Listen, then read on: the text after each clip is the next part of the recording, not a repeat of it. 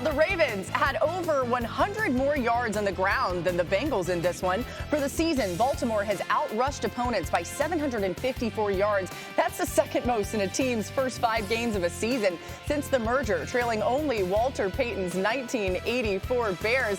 Hi, everyone. We're here, okay? We didn't see us for a while there. We had a lot of football to get to. That's Dan Orlovsky, Mina, Ryan Clark, Marcus Spears in the shades. Swag, you look like security over there. Ready to go? I am. I'm RC security. I'm security for RC. Although he's wearing the Chiefs colors, so I think he's going to be fine there. Mina, what did you make I'll be of fine here tonight. Yeah, you're going to be good. What did you make of what Lamar and the Ravens were able to do in this game? I mean, Lamar Jackson did all the things that for years people who don't watch him say he can't do. He consistently threw from behind in obvious drop-back situations. They kept bringing them back into the game, despite the outstanding play of Joe Burrow, who we'll get to. He beat the blitz, QBR of 98 when Bengals sent extra rushers, constantly making good decisions, throwing the ball with touch and accuracy, short and intermediate parts of the field. He diced them up from inside the pocket, from in the tackle box, 322 yards, 2 touchdowns. Yes, that throw where he pushed down Sam Hubbard is one of the coolest things, frankly, I have ever seen in my life. But I want to stress this. Lamar Jackson won this game as a pocket passer. He was unbelievable and went toe-to-toe with Joe Burrow, who was equally great. Yeah, and this is why it's so great to do the show with Mina. She's always so measured, right? And she understands all of the numbers, but also she dives into the film. So I can tell you this, he was excellent from the pocket because it was about the timing he had with Zay Flowers. When you look at some of the things that they were able to do, as soon as his foot hit exactly where it was supposed to be, Zay Flowers was coming out of his break and he was making plays, whether it was outside the numbers or crossers or late in the down. I felt like Zay Flowers is now showing you that he can go out and win one-on-ones if you try to stop the run. Now let's get to the real part. Lamar Jackson lost his mind yesterday. If I was on morning TV this morning, or if Josh Allen would have did this, Greeny would have had 6 hours of the show dedicated to Lamar Jackson, to Josh Allen putting on his cape. What about Lamar putting on his cape? What about standing across from Joe Burrow, who is playing Joe Burrow like football? Jamar Chase playing Jamar Chase like football. And every single time Lamar Jackson answered. Sam Hubbard, after the fumble, one of the biggest men in the world. He's like the mountain on Game of Thrones. Get up off me. Gets out to the sideline. Throws the ball to Isaiah Likely. He did everything yesterday. Go crazy. Everything. Go crazy, and I feel like we've gotten to a point to where we don't get excited enough about a performance like this in a win for the Ravens.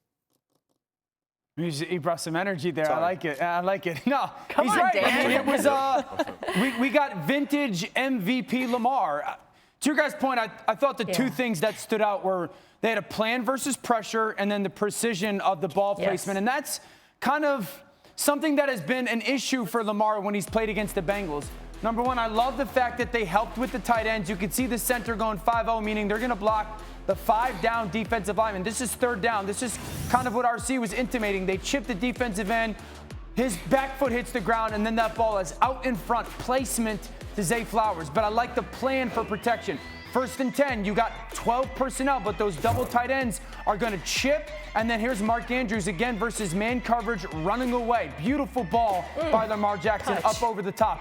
The 8-man up pressures. We all know that Cincinnati has gotten after Lamar with these over the years. 8 up, they only got 7. So they chip with the tight end. They have the back help, and then there's another precise throw by Lamar to the sideline. This is probably my favorite one of the day. 2nd down, 8 guys walked up. Again, the Ravens only have 7, but they're going to chip, and then the back comes in so they can get like a body and a half. The Bengals are going to drop out. It gives Lamar time, and then that ball is absolutely perfect against man coverage in 2nd down. The plan for pressure and then the precision that Lamar threw with, really the difference in the game. Yeah.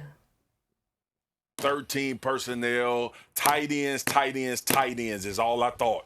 about this game. They were explosive. Obviously, in the run game, you talk about Patrick Ricard, but also these guys sealing edges. But the most important thing I saw from the Baltimore Ravens, especially with Lamar, we showed throws to Zay Flowers and Bateman, but you look at the critical plays. They went to Mark Andrews. They went to Isaiah Likely. He hit the shot to Kohler down the field. These guys are starting to become a problem for defenses because of body style and matchup-wise, and now it's not about them creating separation. It's about playing big boy football, and they're able to do that as well.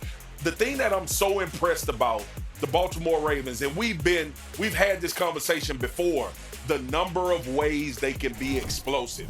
You look at Lamar, you look at obviously Derrick Henry. Yesterday, the tight ends took over the game, especially in critical down situations, and we just finished hearing you wax poetic about Lamar Jackson. I think this team is as hard to defend because of the number of people that can make plays. Hey, real quick, Laura, we always wanted for people to have to be in a bind in the run game, whether or not you stop Derrick Henry or you stop Lamar Jackson. What we saw yesterday was that you were in a bind about stopping the run in general, or Lamar Jackson being an excellent passer from the pocket. To me, that's a step forward for this offense that makes them extremely difficult to handle. You know, the other thing I'm thinking about, guys, is, Lamar Jackson is dead set on winning a Super Bowl for the Ravens. There were the rumors, of course, with the Davante Adams post last week with the Edgar Allan Poe.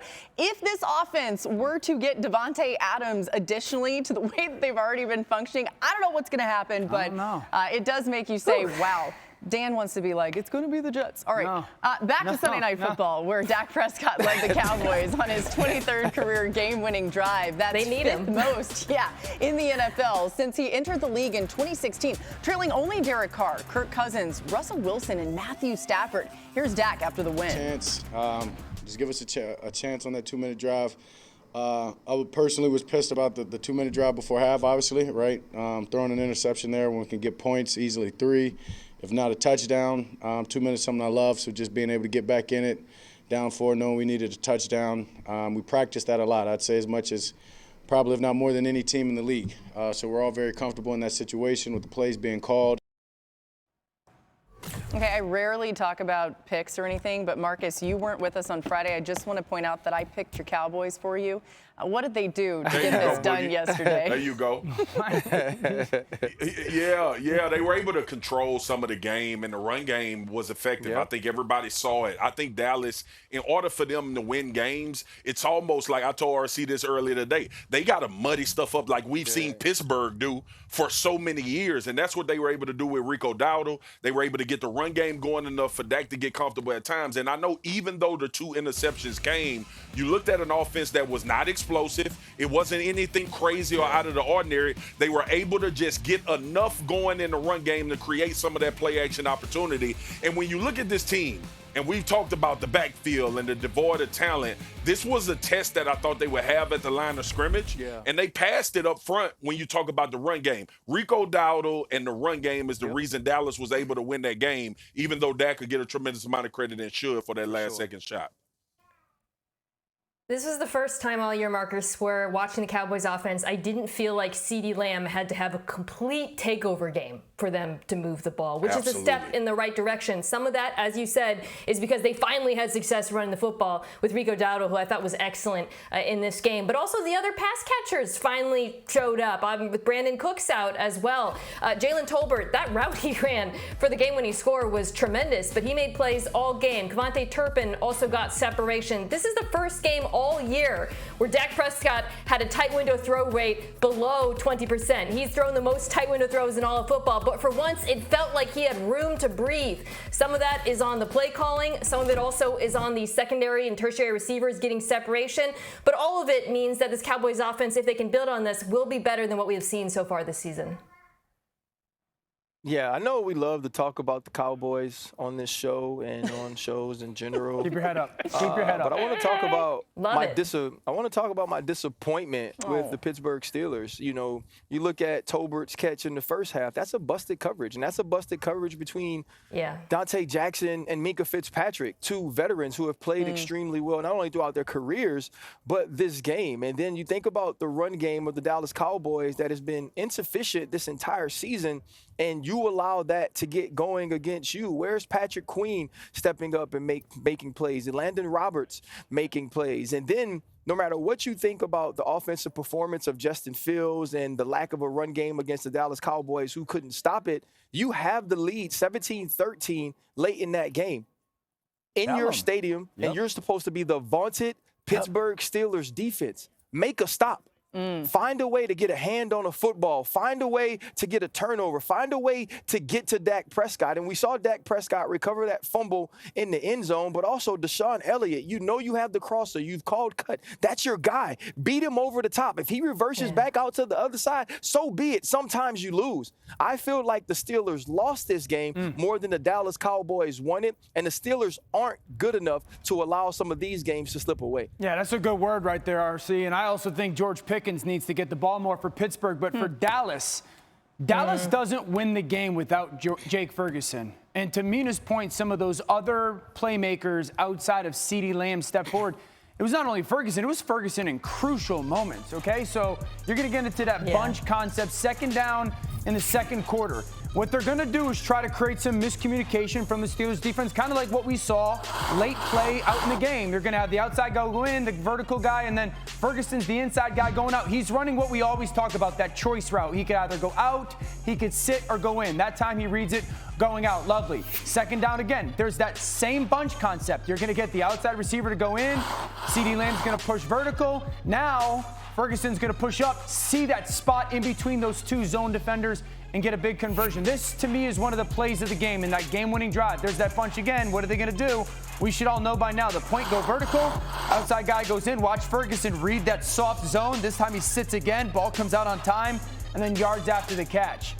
I thought his play in those crucial moments, and specifically on that third down, was absolutely crucial or pivotal when it came to understanding what the defense was doing, running the right route versus that choice or with that choice, and giving Dak a person to throw the football to. And by the way, that pass, Prescott's first go-ahead passing touchdown in the final minute of regulation in his NFL career, regular season and postseason. So notable for sure. Let's dive in on the way the Bills finished that game that we're talking about, ultimately allowing the Texans a chance to win it. They had a chance to run out the clock and force OT, but they ran off just 16 seconds on 3 offensive plays in their final possession, punted from their end zone to give the Texans a short field with 7 seconds left in regulation, and of course able to kick that game-winning field goal.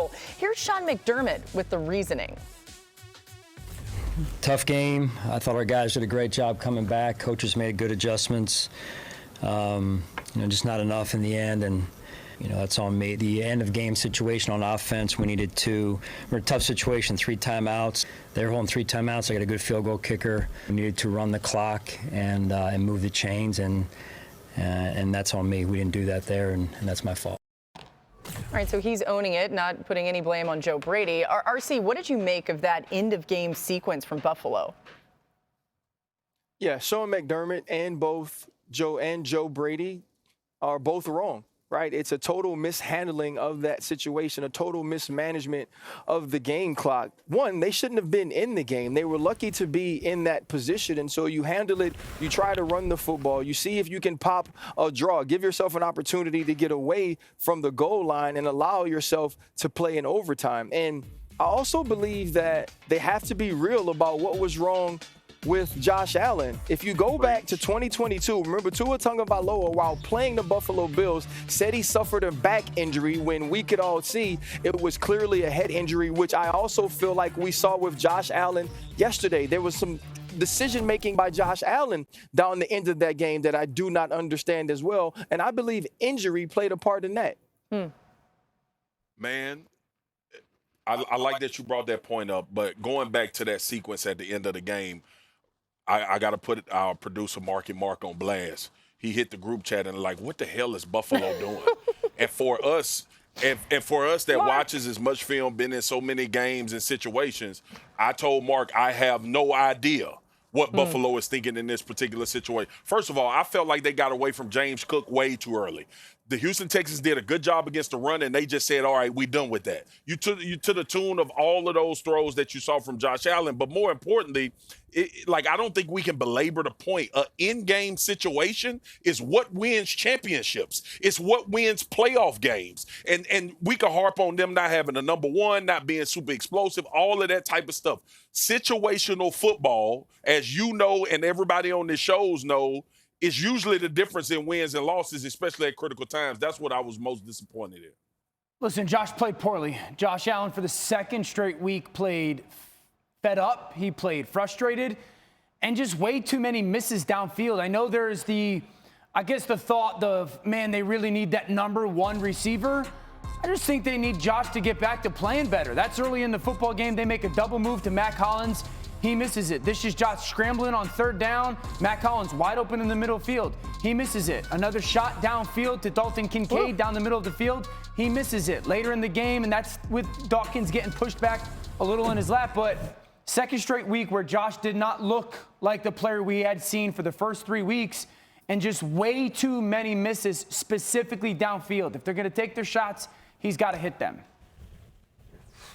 You know what struck me? Something we've talked about this season is defenses sitting in those split safety looks to limit certain passing concepts. The Texans were playing single high for most of this game, adding a safety to help stop the run, which is part of the reason why they had success against the run.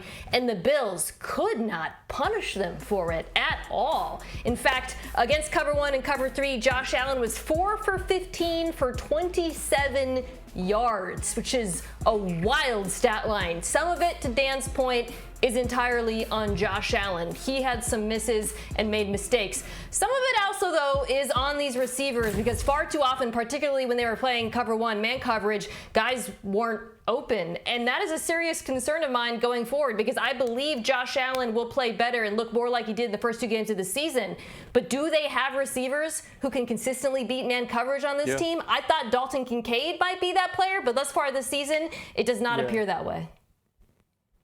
They also aren't targeting Dalton Kincaid like they believe that as well, though, Mina. And if you think about the Alshire breakup and also the double move by Mac Hollins, both of those were facing split safety defenses. When they were in single high, there were dudes that just couldn't win. Other than the Keon Coleman catch and run for a touchdown, I just don't feel like there is separation. But outside of that, there is no chemistry. There is no confidence with your all-pro caliber quarterback. And if you don't have those things, you can't win in this league. And that particularly present and relevant against the Texans, who now have Stephon Diggs, who, of course, was the former number 1. Interesting how that all works out. Kyler Murray struggled through 3 quarters on Sunday, but he got hot, no pun intended, when it mattered most. It was warm, but Murray completed 78% of his passes in the 4th quarter and posted a 95 QBR. He had a 32 QBR in the first 3 quarters of the game. It's not how you start, it's how you finish. Mina, how was Kyler and that offense able to pull off the upset yesterday? Couple things jumped out to me. One, he is all the way back as a runner, and they finally unleashed his rushing ability in this game. By the way, he leads all quarterbacks right now in yards per carry, explosive play rate, top speed, reach. He has so much confidence now that he is celebrating at the 40-yard line because he knows nobody can catch him. I'd like to see more of that going forward. Another thing I liked, it was a bit of an up-and-down performance in the passing game, but I think you saw glimpses of what we thought this Cardinals offense would be this season, which is to say a team that plays a ton of 12 personnel, 2 tight ends on the field, gets the defense in their base looks, which they got San Francisco in for much of this game, sucks them up with the run, and then punishes them over the top. The deep over to Michael Wilson off of the Yankee concept in the 2nd quarter, I thought was a perfect example of this. More of that. More of the ground and pound, more of Kyler Murray running the football. That, to me, is a real problem, a matchup problem for a lot of defenses. Yeah, when they put those 2 and 3 tight ends on the field and they run their zone read towards the tight ends that are connected to the tackles, I just think that's very different for defenses to have to look at. You know, when they've got those defensive ends are so used to having to read the zone read on the open edge, and with those multiple 2 and/or 3 tight ends stacked there, and that defensive end having to get through those tight ends but also pay attention to that quarterback run is a big deal. I'd also say this, James Conner is a tough tackle, man. He gets so many yards after that first initial hit or 2 that look like legit tackles, and then he breaks them for another 6 or 7 yards. I think those two identity things are a big deal for this offense. They're tough. Like, everybody on this team is big Tough and tackle. giant and tough and physical, and then they pair great with Kyler, weirdly. I love the identity of this team. Yeah, again, I can't get those multiple tight end looks on offense, Dan. It's such a problem for defenses right now that are light across the league, because they're like the Niners. They're going to get many defenses to play them with base personnel where they're uncomfortable. And if they can keep punishing them through the air, I think that the offense can be more consistent passing the ball. Yeah, totally agree. Real quick that as well. There's so much they do out of it. Some teams that get into the 12 or 13 personnel, they're somewhat predictable in what they're going to do. Arizona does so much out of it. Dan, we get to see him on Monday Night Football in a couple weeks. I can't wait. It's going to be fun to visit with them.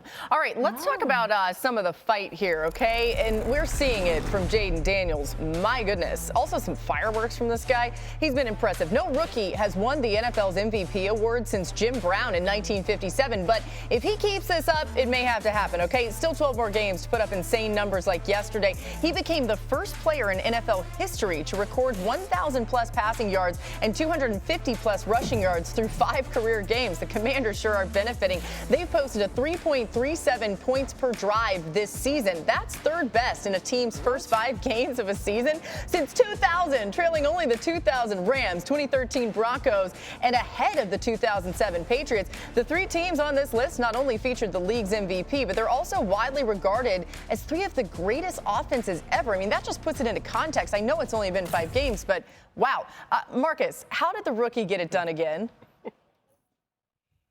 Listen, all I thought about, it wasn't his masterful 80% completion percentage game, but he's dynamic. And you have certain quarterbacks. I said it was Lamar-esque because it's the time and how critical it is when you're actually making the play. You saw so many third downs that he had to get out on. You saw the ability to create and add extra time and push the ball downfield. Like these are some of the things that they have been devoid of in Washington for such a long time. Yeah, we could talk about his ability from the pocket. He can throw it well. But RC, sometimes, and we know in this league now with the athletic ability of defenders and how people are bringing pressure now up in A-gaps. They bringing people from all over the place. That element that he's added to the Washington Commanders offense has accentuated everybody else around him. Yeah. And I think that's what I'm most excited about with this team. I think they win the NFC East. Yeah, but you know, we've watched him rush for 2+ bills against the Florida Gators in college. Like, we know he can do that.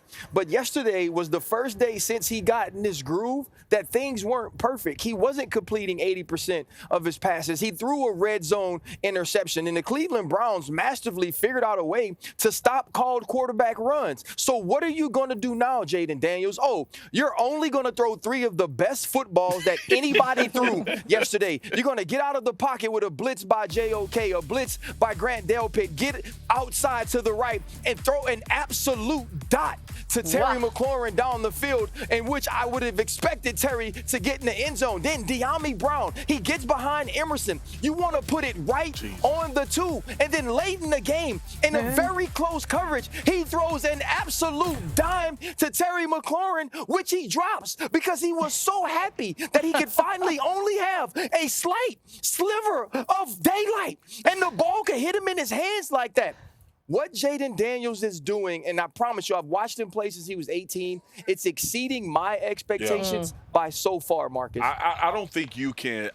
It's hard to quantify, even with what we saw with C.J. Stroud last year and what we're seeing with Jayden Daniels. The thing that I keep coming back to is how it permeates everywhere else. Yes. Did you see that pass rush from Washington yesterday? Like, it just changes the dynamic of how everybody plays, and I think that's when you can really assemble that you got one. The biggest thing I liked was last week, one of the linemen was mic'd up, and he said, it's fun having 5, ain't it? Yeah, man. That's the type of effect you want your quarterback to have, Laura. You can feel it on that team. By the way, I didn't miss that stray you sent to the Florida Gators. Thanks, RC. Little LSU on Florida. I mean, they should have caught us straight at night and played defense. It's fine.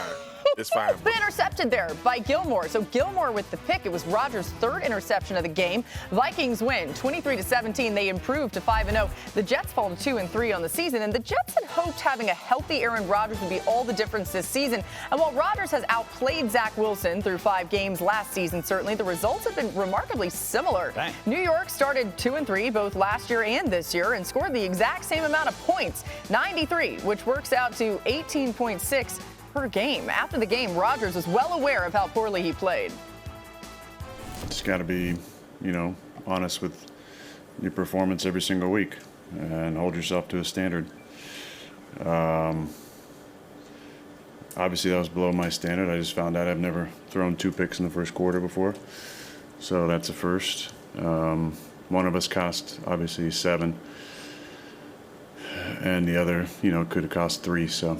In a game where you lose by 6, plays like that are exponentially highlighted. So 3 turnovers for me is definitely out of character, and I'm disappointed. Mina, what happened to that Jets offense Sunday morning?